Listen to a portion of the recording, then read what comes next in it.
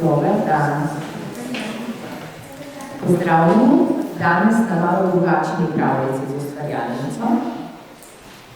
Navadno se srečujemo spole med knjižnimi policami, danes pa smo tu zgoraj, ker nas je malo več in ker imamo danes med nami tudi posebno ustvarjalko. Za začetek pa, tako kot navadno, najprej ena pravljica. Tale pravljica še diši po novem. Nima niti osebne izkaznice, otroci opazite. Nima še nalepke, čisto nova knjižica je in se nam je nekako utrnila ideja, da pa bi bila za danes. Vas vabimo, otroci, da se tako malo po stolčku premaknete, da se udobno namestite in da boste potem lahko se pregledali ilustracije, ki vam bodo pokazala na ekranu.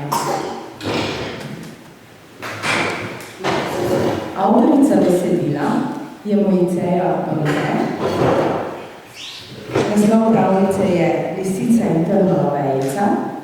Tokrat je za njeno slikanico ilustracijo prispevala Ana Kozunina.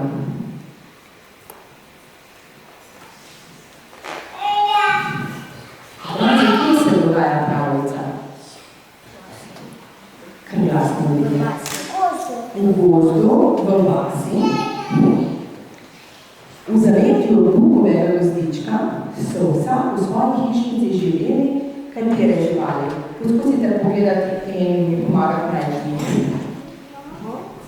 Volk, lisica, medved, jazbec in pa zajec.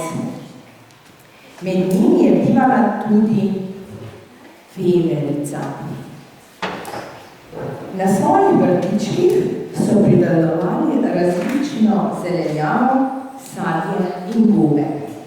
Vsega so imeli v izobilju.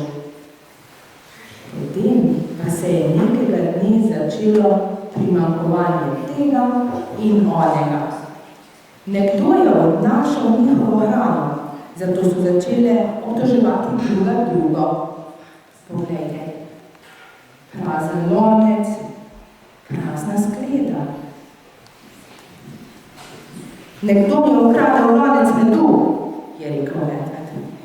Si prepričan, da ga nisi sam tako dobro skril, da ga zato ne najdeš? Ga je vprašala lisica.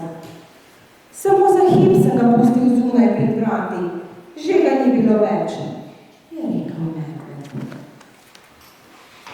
Živali so se začele glasno prepirati, medtem ko jih je lisica skušala pomiriti. Potem pa je mimo prišla mačka. Samo od tebe se je manjkalo, je rekel volk. Kaj bi rada? Od čarovnice sem pobegnila, je rekla mačka. Ali lahko ostanem pri vas? Ali znaš kaj koristnega? Jo je vprašal medved.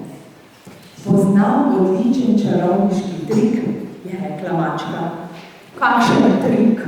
Je zanimalo veverico. Lahko razkrijem lažnivca. Živali so se spogledale. To bi nam vse koristilo, je rekel jazbec. Vedeli bi, kdo kdaj laže, je pripomnil volk. Zajčica pa je dodala. Če bo tvoj trik deloval, ti bomo dovolili ostati. Tako so sklenile živali. Lisico pa je le zanimalo, kako boš ugotovila, kdo laže. Za vsako laž bo na vrtu tistega, ki bo izrekel laž, zrasla trnova vejica, je rekla mačka. In bo ostala tam, vse dokler lažnivec ne bo povedal resnice, je dodal volk.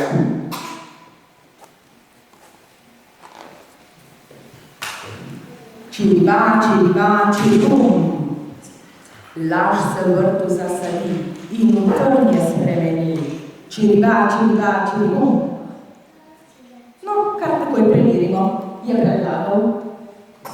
Kdo je predlagal? je vprašal lisico: Si mi ti ukradla lonec medu? In kaj mislite, da je rekla lisica? Seveda ne. Veverica pa je iz drevesa pokazala: Poglejte, na vrtu od lisice, med jagodami, na lisičinem vrtu je pravkar zrasla trnova vejica. Prav zares, vsi so jo lahko videli. Lisica pa se je branila. Že prej je bila tam, ampak kakor hitro izrekla te besede, že je pognala nova trnova vejica. Zakaj lažeš? Se je razjezil medved.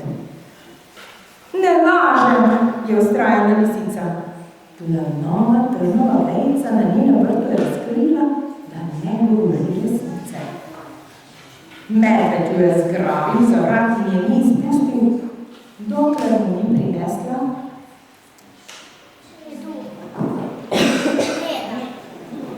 lonca medu.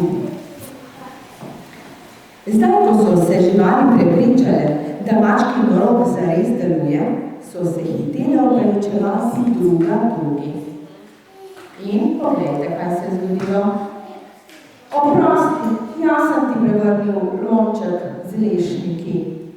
In jazbec je veverici v opravičilo prinesel glavo sveže solate. Veš, je rekla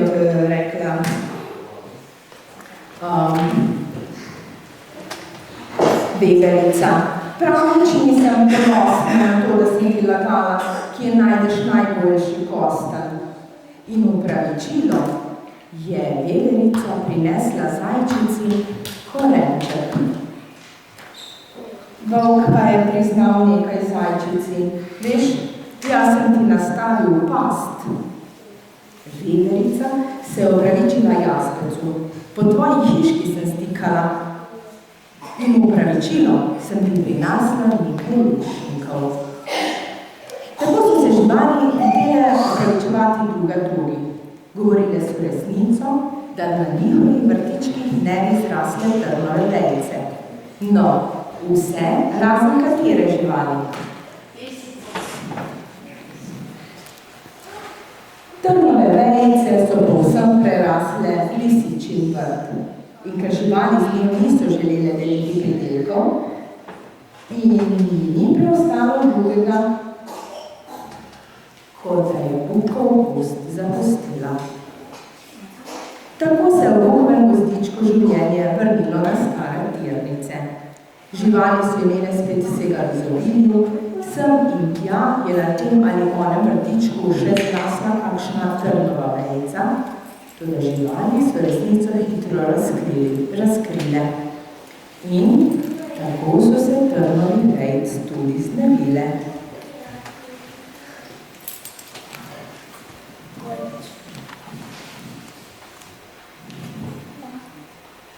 Ja, tako je pravljice in konec.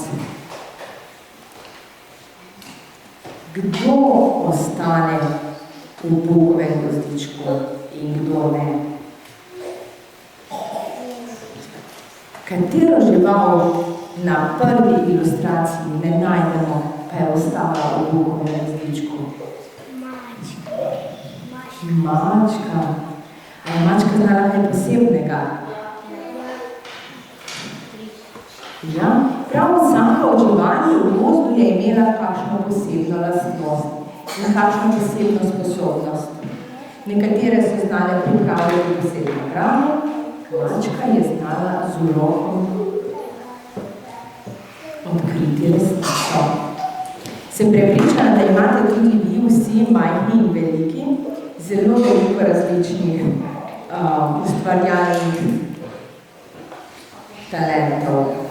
In danes ne bomo ustvarjali sami, pač pa smo v knjižnici v goste povabili gospo Mojco Kogoj, ki nam bo malo več o sebi povedala sama. Mogoče nam razkrije tudi, kje lahko najdete njena navodila, kako ustvarjati. In skupaj z njo bomo ustvarjali nekaj, delčki tega pa že vidite. Tako da Mojca. Lepo pozdravljeni. Kakšna je bila pravljica? Dobra, so vam bile všeč gozdne živali? Ja.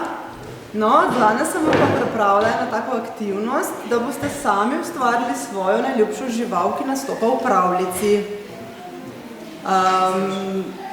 Da samo povem, sem drugače iz Brežic, imam tudi jaz 2 otroka, ki tudi zelo pridno bereta pravljice in doma tudi veliko ustvarjam. Tako da, če radi ustvarjate, vabljeni, da si pogledate pač moje strani, recimo na Facebooku, na Instagramu ali pa na spletni strani tinkerjoy.si, kjer delim pač take preproste ustvarjalne ideje.